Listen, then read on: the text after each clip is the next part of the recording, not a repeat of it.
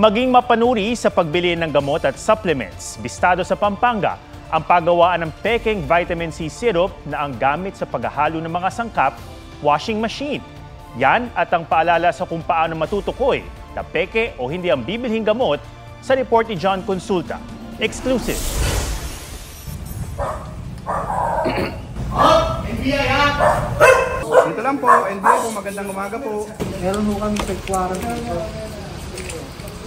Para dyan sa mga kasama rin namin ng FDA.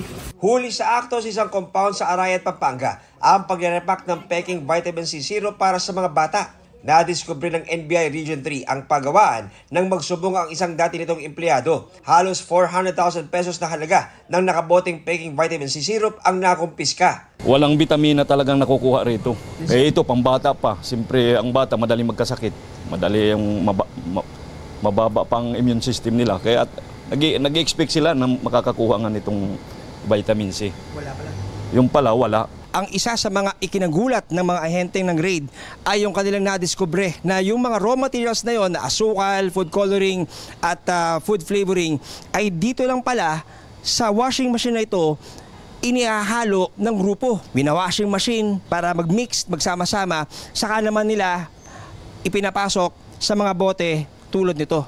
Ayon sa NBI ay umaabot daw na bukod nga dito sa may bahagi ng Central Luzon at Metro Manila ay nakakarating pa ang kanilang mga counterfeit na mga vitamin C na ito na mga syrup sa mga probinsya sa Visayas at Mindanao.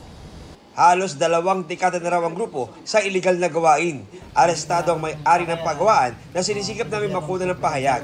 Sabi ng FDA, ilan sa palatandaan kung peke ang gamot ay kung kakaiba ang itsura ng pakete nito. Mas mapusyaw o kaya'y mas maitim din daw ang kulay ng peking gamot. Doon na kayo bumili sa talaga, yung mga accredited na drugstore na kilala na natin, na makikita naman natin kahit saan, di ba?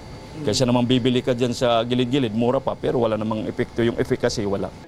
John Consulta, nagbabalita para sa GMA Integrated News.